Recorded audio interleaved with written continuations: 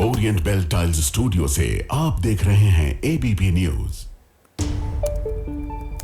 नमस्कार, मैं हूं विशाल पांडे। सुबह के 11 बज चुके हैं। आज दिल्ली कैबिनेट की बड़ी खबर पर हमारी नजर होगी। दिल्ली चुनाव से पहले बीजेपी की तरफ से महिला समृद्धि योजना का ऐलान किया गया था। आज महिला दिवस के मौके पर इसे लेकर खास कार्यक्रम का आयोजन किया गया है। दिल्ली के जवाहरलाल नेहरू स्टेडियम में खास कार्यक्रम का आयोजन किया जा रहा है। जानकारी के अनुसार बीजेपी के राष्ट्रीय अध्यक्ष जेपी नड्डा इस कार्यक्रम में शामिल होंगे। वहीं सूत्रों के अनुसार आज किसी महिला के खाते में पैसे नहीं आएंगे। साथ ही इस योजना के लिए रजिस्ट्रेशन कराना जरूरी होगा और 21 से 60 साल की महिलाओं को इस योजना का लाभ मिलेगा।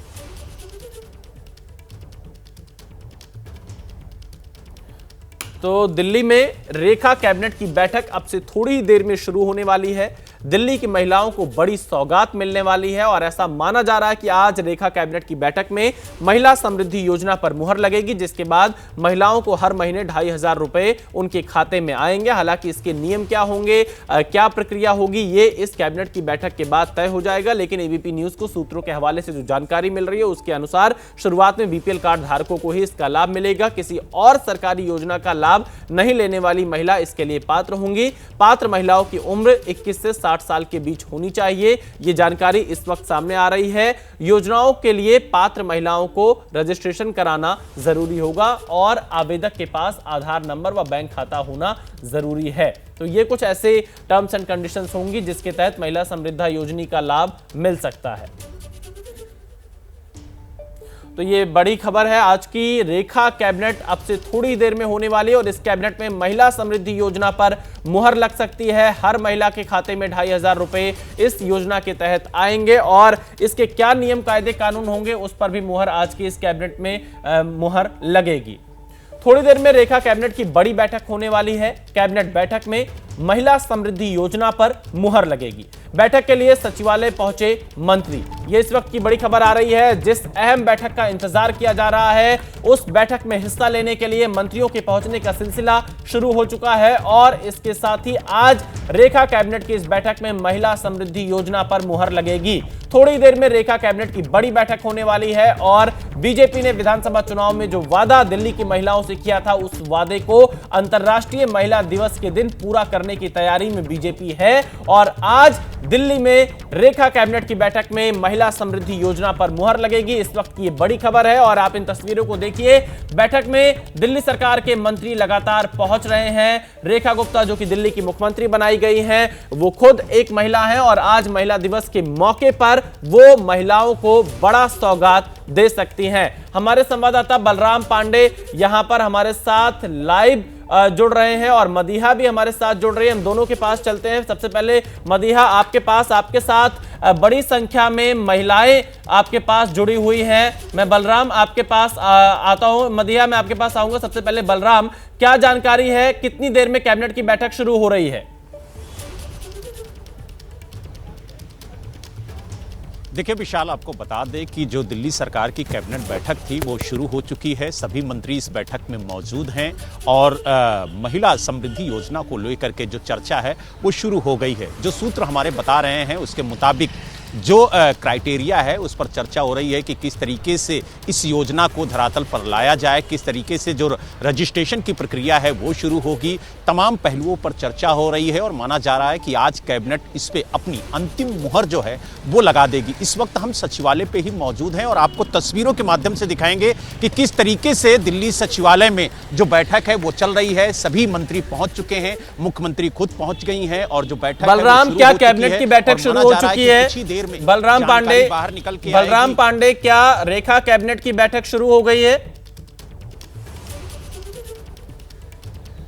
जी बिल्कुल, रेखा कैबिनेट की बैठक शुरू हो गई है और इस बैठक में जो महिला समृद्धि योजना है उसको लेकर के चर्चा हो रही है और बताया ये भी जा रहा है कि आज कैबिनेट इस पर अपनी मुहर लगा सकती है क्योंकि आज महिला दिवस है और इस अंतर्राष्ट्रीय महिला दिवस के दिन बीजेपी ने ऐलान किया था कि जो महिला समृद्धि योजना है उसको हम शुरू करेंगे। तो आज कैबिनेट में उस योजना को लेकर के मुहर लगेगी और माना जा रहा है कि जब पहला बजट सत्र होगा इस सरकार का तो उसमें इस योजना को लेकर के जो फंड है वो भी अलॉट किया जाएगा। साथ ही बलराम पांडे इस वक्त बड़ी खबर बता रहे हैं कि यहां पर कैबिनेट की बैठक शुरू हो गई है और इस कैबिनेट की बैठक में महिला समृद्धि योजना को लेकर मुहर लगेगी। मदीहा हमारे साथ जुड़ी हुई हैं, उनके साथ महिलाएं भी हैं जिनको आज रेखा सरकार सौगात देने जा रही है। मदीहा, मैं चाहूंगा आप इन महिलाओं से इस खबर पर प्रतिक्रिया लीजिए कि जो महिला समृद्धि योजना है उस पर मुहर लगने वाली है, इनका क्या कहना है?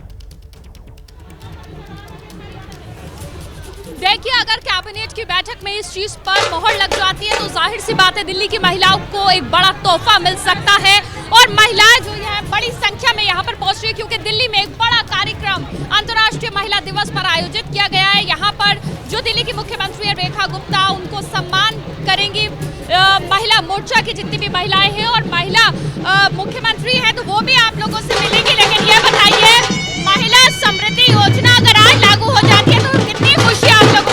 बहुत खुशी की बात है। महिलाएं काफी टाइम से इंतजार कर रही है।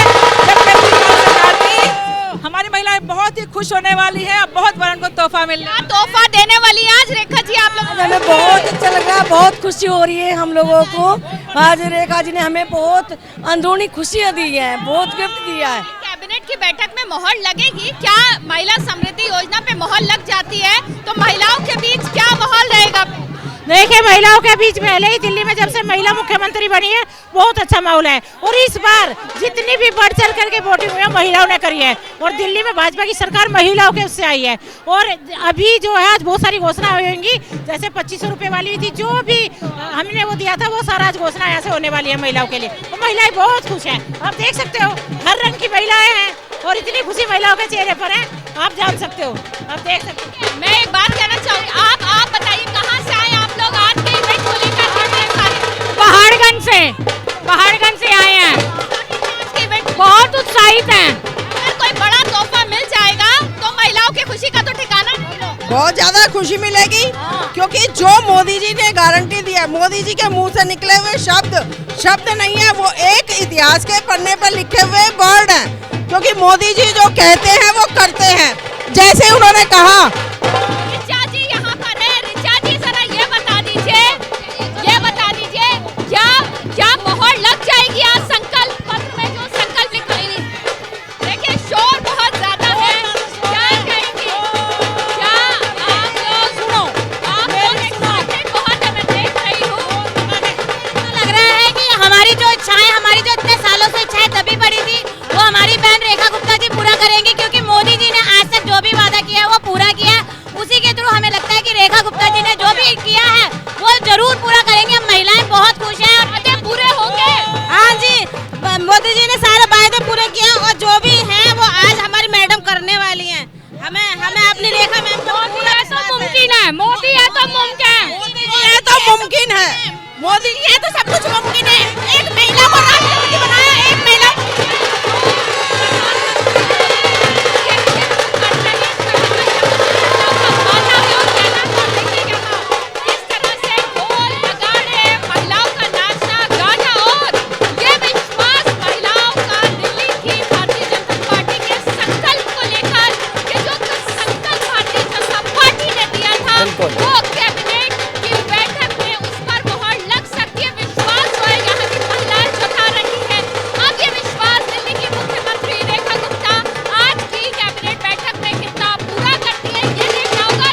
मदीहा ये रिपोर्ट दिखा रही हैं जवाहरलाल नेहरू स्टेडियम से, जहां पर बड़ी संख्या में महिलाएं इकट्ठा हुई हैं और वो अभी से ही जश्न की तैयारी में है। बलराम हमारे साथ जुड़े हुए हैं। बलराम, कैबिनेट बैठक शुरू हो गई है, अगर हम इनके नियमों को लेकर बात करें, जो सूत्रों से जानकारी आपने दी, वो नियम क्या हो सकते हैं इसकी पात्रता के लिए, इस महिला समृद्धि योजना की लाभ के लिए?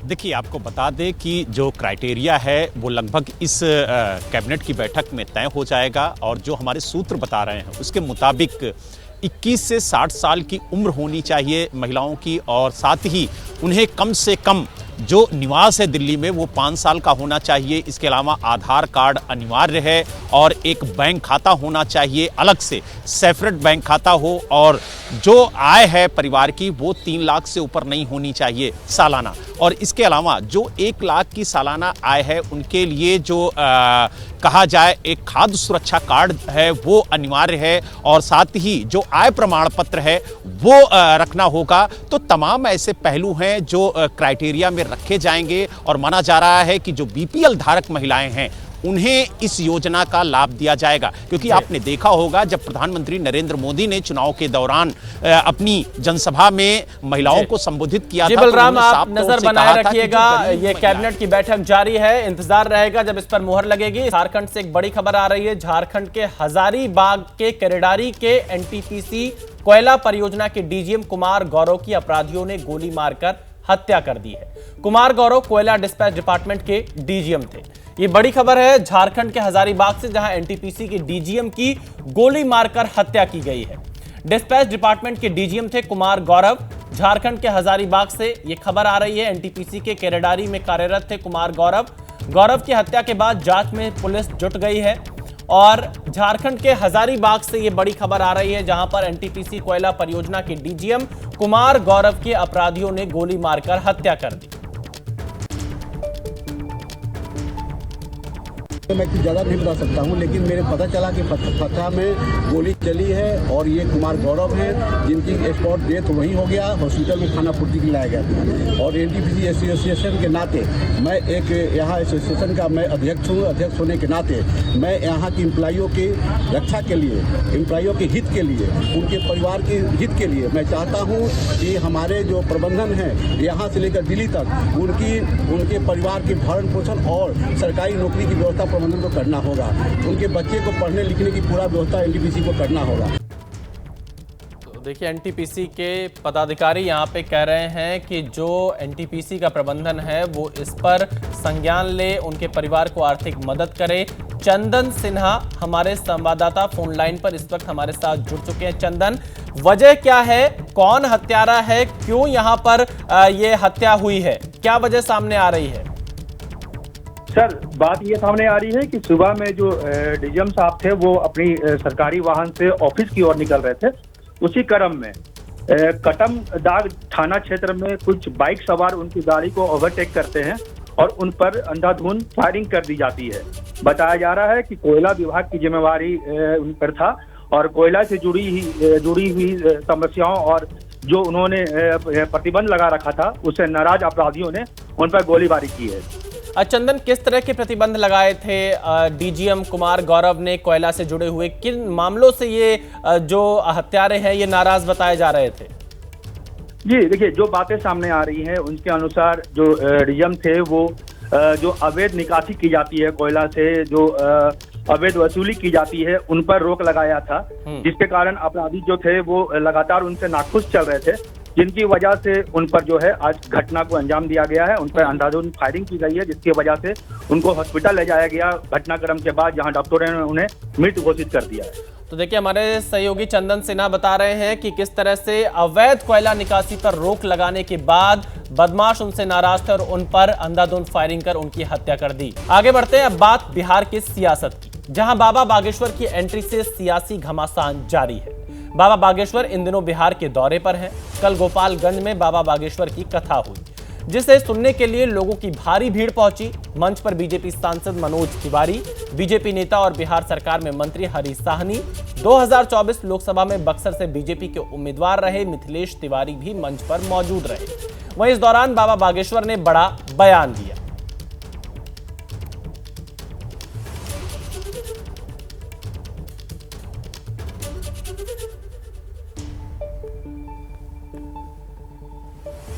तो बाबा बागेश्वर बिहार के दौरे पर हैं और गोपालगंज में कथा के दौरान बाबा बागेश्वर आक्रामक अंदाज में दिखे। उन्होंने कहा यह बाबर नहीं बल्कि रघुवर का देश है। साथ ही उन्होंने कहा कि अब देश को बंटने नहीं दिया जाएगा। एक बात हृदय से बोल रहे, हिंदू राष्ट्र की आवाज कहीं से अगर उठेगी तो सबसे ज्यादा बिहार से ही पहले उठेगी। राम के राष्ट्र में राम की कथा तुम रोक लोगे? ये राम का देश है, भगवान कृष्ण का देश है। हमारे तन में जब तक प्राण रहेंगे तब तक हम हिंदुओं के लिए जिएंगे और हिंदुओं के लिए मरेंगे। ये देश बाबर का नहीं, रघुवर का है। ये देश मेरे माई बाप, ये देश राम का है, ये देश कृष्ण का है, ये देश संतों का है, सुभाष चंद्र बोस का है। बाबा बागेश्वर के बिहार दौरे को लेकर आरजेडी लगातार हमलावर है। आरजेडी का आरोप है कि बीजेपी चुनावी साल में उन्माद फैलाने की कोशिश में है। आरजेडी के आरोपों पर बाबा बागेश्वर ने अपने अंदाज में जवाब दिया। क्या कुछ कहा, आइए आपको सुनाते हैं। लोगों को बिहार आने पर, हमारे आने पर बहुत पेट दर्द होता है, तो बिहार आने पर बड़ी आग लगती है। हम देख रहे 2-3 दिन से मीडिया पर बड़े बवाल छाए, बाबा को आने दो, हम घेरेंगे, हम मारेंगे। ठटरी के बरे, नक्कटा, मूसर चंद, हलवा नाथ, अरे घेरेंगे, मारेंगे, तुम्हारे बाप का देश है भैया। मेरे प्रियजनों, बिहार हमारा है और हम जब तक जिएंगे तब तक आएंगे। तो बाबा बागेश्वर गोपालगंज से अपनी कथा के दौरान हिंदुत्व की बात कर रहे हैं। आरजेडी पलटवार कर रही है। गोपालगंज से हमारे संवाददाता शशांक हमारे साथ लाइव जुड़ चुके हैं। शशांक, बाबा बागेश्वर के बयानों पर आरजेडी हमलावर है, कार्रवाई की मांग कर रही है। बाबा बागेश्वर कह रहे हैं कि अगर हिंदू एकजुट हो गए तो देशद्रोही को भागना पड़ेगा। क्या कहना है बाबा बागेश्वर से जुड़े लोगों का, बीजेपी से जुड़े लोगों का और आरजेडी का? देखिए, आरजेडी तो साफ तौर से कह रही है कि उन्माद फैलाने के लिए आए हैं, उनकी गिरफ्तारी होनी चाहिए। चुनावी साल है बीजेपी की, उनके जरिए ध्रुवीकरण की कोशिश है, ये अपना आरजेडी का तर्क है। लेकिन बीजेपी साफ तौर से कह रही है कि अगर बाबा ये कह रहे हैं कि बिहार की धरती से ही भारत को हिंदू राष्ट्र बनाने की आवाज़ उठेगी, तो इसमें कोई गलत नहीं है, बिहार से ही क्रांति उठेगी। मैं इस वक्त कार्यक्रम स्थल पर हूँ, गोपालगंज के रामनगर स्थित राम जानकी मठ परिसर में जो है आज तीसरा दिन है। आज बाबा दिव्य दरबार लगाएंगे, भक्तों की पर्ची निकालेंगे और यूपी बिहार के कोने कोने से लोग यहाँ पहुँचे हैं। यूपी बिल्कुल बॉर्डर पास में है। यहाँ पर देखिए, मैं जिस परिसर में खड़ा हूँ इसी मकान में बाबा रुके हुए हैं और एक तरफ कार्यक्रम स्थल है जहाँ पर लाखों की भीड़ है, दूसरी तरफ यहाँ गेट पे भी लोग हैं, बाबा से मिलना चाहते हैं, उनकी एक झलक पाना चाहते हैं। हम विशाल को कहेंगे थोड़ा तस्वीरें इधर की तरफ दिखाएं। क्या बाबा से मिलने आए? जी हाँ, हम हनुमंत कथा सुनने आए। हाँ, अच्छा, बाबा तो कह रहे हैं कि यहीं से भारत को हिंदू राष्ट्र बनाने की आवाज़ उठेगी। जरूर है, बिहार सब कुछ में आगे रहा है और रहेगा। हाँ, बाबा का हनुमंत कथा सुनने हैं? बिल्कुल बिल्कुल। अच्छा, क्या खास लगा, क्या सुनना पसंद किए 2 दिन में? हिंदू संस्कृति का बढ़ावा मिल रहा है बाबा से, अब पुरातन फिर जग रहा है जो सोया हुआ था, तो इसलिए जो है ये कहा, सबसे बड़ी बात है कि उनके द्वारा ये कहा जा रहा है कि हिंदू राष्ट्र यदि उसका बिगुल गुजेगा तो सबसे पहले बिहार से ही गुजेगा। तो हिंदू राष्ट्र की बात बाबा कर रहे हैं, देश तो सभी का है ना, यहाँ तो हर धर्म के लोग रहते हैं। बात सही है, बात सही है, हिंदुत्व का अपना बढ़ावा करना है। बाबा तो ये कह रहे हैं कि मैं किसी पार्टी का प्रचारक नहीं हूँ, लेकिन आरजेडी साफ तौर से कह रही है कि ध्रुवीकरण की कोशिश है बीजेपी की, इनके जरिए इसी साल चुनाव है। वो आरजेडी के कहने से नहीं होगा। बाबा इस देश के हैं, सबके हैं, वो हिंदुस्तान के रखवाले हैं, हिंदुस्तान उनका है, चाहे कोई धर्म हो, कौम हो, उससे कोई मतलब नहीं। कुछ लोग इसको राजनीतिक रूप दे रहे हैं जबकि ये सरासर गलत है। अच्छा, बाबा कहने पर बहुत सियासी बवाल हो रहा है, विपक्ष एकदम हमलावर है, जबकि बीजेपी तो बाबा के साथ खड़ी है।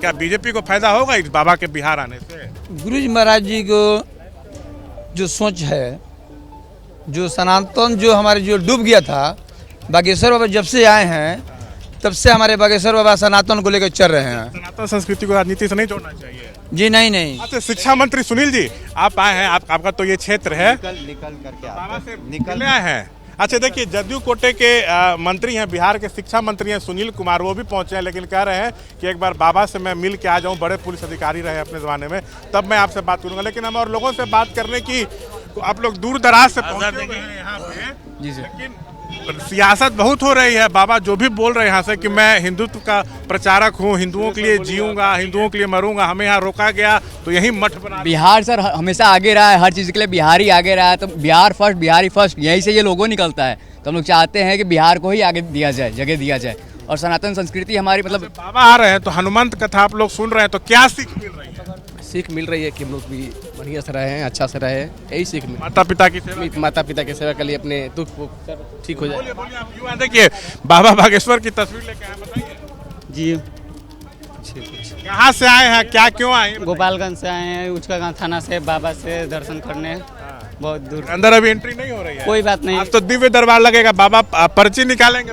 हम लोग दिव्य दरबार देखने के लिए आए हैं, हाँ, गोपालगंज से। कितना विश्वास है बाबा? बहुत ज्यादा विश्वास है बाबा में, पूरा विश्वास है, बहुत विश्वास है। बन के रहेगा, एकदम हिंदू राष्ट्र बन के रहेगा। आप लोग चाहते हैं देश हिंदू राष्ट्र बने, लेकिन देश तो सबका हिंदू राष्ट्र बने, क्योंकि ये हिंदुस्तान है, नाम रखा गया हिंदुस्तान, तो यानी कि हिंदू राष्ट्र होना चाहिए। मुस्लिम लोगों के लिए हर देश अलग अलग है, सब जगह है, लेकिन यहाँ हिंदू राष्ट्र होना चाहिए। हम लोग हिंदू हैं और हिंदू यहाँ देश में तो सभी धर्म के लोग रहते हैं, और कहीं कोई जगह नहीं है, कोई ऐसा राष्ट्र नहीं है जो एक हाथ में संविधान और एक हाथ में जो है रावा तो ये भी करे कि हिंदू इकट्ठा हो जाए तो देशद्रोहियों को सीधा कर दिया जाए। बिल्कुल सही बोल रहा है, बिल्कुल सही बोल रहा है, देशद्रोहियों को सीधा कर ही दिया जाएगा।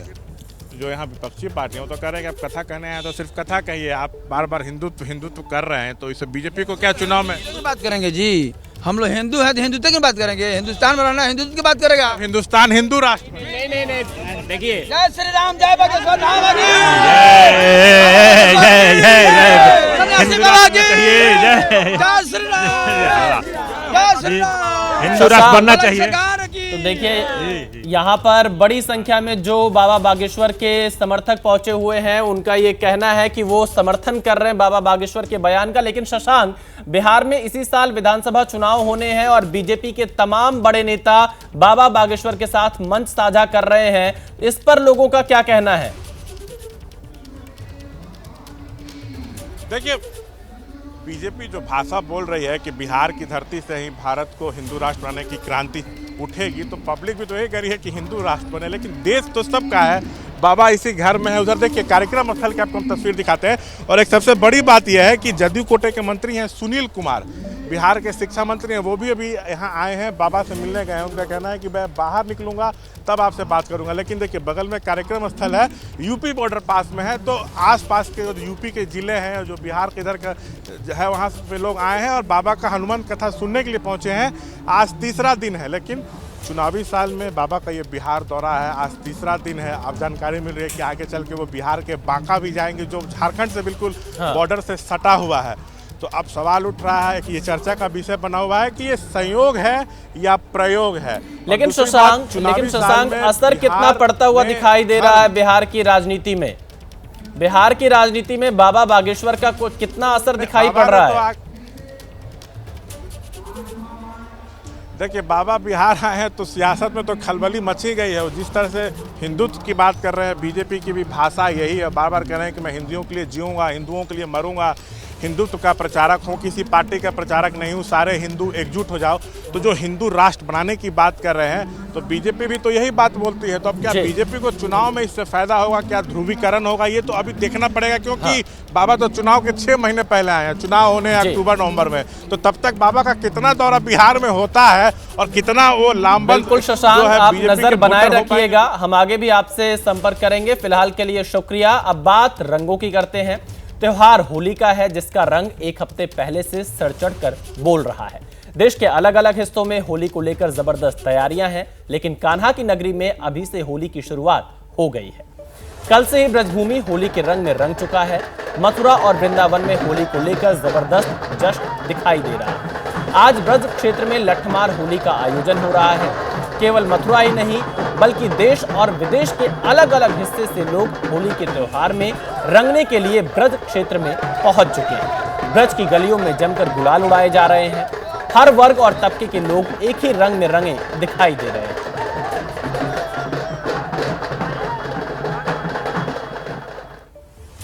तो बरसाना में आज लठमार होली का आयोजन हो रहा है। इसे लेकर बड़े पैमाने पर तैयारी की गई है। नंदगांव से कान्हा के सखा स्वरूप में ग्वाले 50 किलोमीटर दूर बरसाना पहुंच रहे हैं। क्या है बरसाने में होली को लेकर माहौल, देखिए यह रिपोर्ट। तो देखिए, बरसाने में रस बरस रहा है और रंग बरस रहे हैं। और देखिए, बरसाना का जो मेन गेट है, यहीं से बरसाने की एंट्री होती है और माहौल पूरा बना हुआ है। ये तस्वीरें हैं और इन सब के बीच देखिए, आप अंदाजा लगाइए कि एंट्री गेट पर ये हाल है। तो अंदर किस तरीके की स्थिति होगी। मतलब पलक झपकते पूरी तस्वीर बदल जाती है। इस तरीके से पूरा जो बरसाना है इस वक्त रंगों में खोया हुआ है और ये रंग ऐसे हैं कि यहाँ पर पूरी जो तस्वीर है वो आस्था में डूबी हुई है, रंगों में डूबी है, गुलाल में डूबी है। और ये जो पूरी तस्वीर है ये बताती है कि बरसाना में किस तरीके से रंग बना है। आनंद आ रहे हैं भाई, बहुत अच्छे आ रहा है, बहुत ज्यादा राधे की कृपा है। बोलो बरसाने वारी की राधा प्यारी। देखिए ये पूरी तस्वीर है। कहाँ से आई माता जी? हम MP देवास से आए हैं। कैसा है आनंद? बहुत आनंद है, बहुत आनंद है। राधा रानी की जय। देखिए यहाँ पर पूरा जो माहौल है वो बना हुआ है और ये तस्वीरें बताती हैं। आप देखिए सजावट देखिए किस तरीके से पूरा जो बरसाना है ये सजा दिया गया है, जो हुरियारे उनके स्वागत में। और ये जो तस्वीरें हैं एकदम भव्य हैं और ये तस्वीरें बताती हैं कि आस्था का आनंद कितना बड़ा हो गया है। कहाँ से आए आप? हम लोग जयपुर से हैं। कैसा है यहाँ पर माहौल? बहुत आनंद, बहुत आनंद। हरियाणा से आए, यमुनानगर से हर साल आते हैं। जयपुर से कैसा है आनंद यहाँ पे? बहुत बढ़िया, बहुत मजा आ रहा है। राजस्थान बांसवाड़ा से। जयपुर से बहुत मजा आया। योगी की व्यवस्था एक नंबर है, काफी अच्छा रहा है। तो बरसाना पूरी तरीके से रंगों की खुमारी में डूब गया है। बरसाना के एंट्री पॉइंट पर इतना गुलाल उड़ रहा है कि देखते ही देखते लोगों के रंग बदल जाते हैं। बरसाना के विश्व प्रसिद्ध लट्ठमार होली देखने के लिए पूरे देश से लोग पहुंचे हैं। ऐसे में श्रद्धालुओं के सैलाब को लेकर पुलिस प्रशासन की क्या व्यवस्था है, यह रिपोर्ट देखिए। बरसाने में पूरा देश उमड़ आया है और क्राउड मैनेजमेंट की शानदार तस्वीरें देखिए आप देखिए किस तरीके से जो भीड़ को कंट्रोल किया जा रहा है उसके इंतजाम जो है वो तारीफ करने लायक हैं। आप देखिए ये बैरिकेडिंग में लोगों को रोक कर रखा गया है, एक रास्ता खोला गया है और वो लोग आगे जा रहे हैं। वहीं देखिए दूसरा रास्ता इधर है, इन लोगों को रोका गया है। जब मंदिर में जगह खाली होती है उस हिसाब से लोगों को आगे भेजा जाता है। और देखिए उतनी भीड़ यहाँ पर है और इन्हें भी उसी भीड़ को कंट्रोल करने के लिहाज से रोका गया है ताकि जो अधिक मात्रा है, ज़रूरत से ज़्यादा, क्षमता से ज़्यादा जो भीड़ है वो मंदिर में ना हो जाए। तो इस लिहाज से ये सारी व्यवस्थाएं की गई हैं। अब ये लोग तब छोड़े जाएंगे मंदिर की तरफ जब वहाँ से सूचना मिल जाएगी कि मंदिर में लोगों के जाने का स्पेस बचता है। तो यानी कि क्राउड मैनेजमेंट बहुत अच्छा है। और आप देखिए इधर से लोग छोड़े जा रहे हैं, दूसरी जो लाइन हो इंतज़ार कर रही है। तो ये पूरी तस्वीर है। देखिए बड़ी संख्या में लोग यहाँ पर उमड़े हुए हैं और ये लोग इंतज़ार कर रहे हैं अपनी बारी का कि कब ये बैरिकेडिंग खुलेगी और ये मंदिर की तरफ जाएंगे। और ये पूरा जो आप देखिए जो ये बरसाना का मेन गेट है वहाँ से लेकर यहाँ तक ये पूरी लाइन लगी हुई है और ये लोग अपनी बारी का इंतज़ार कर रहे हैं।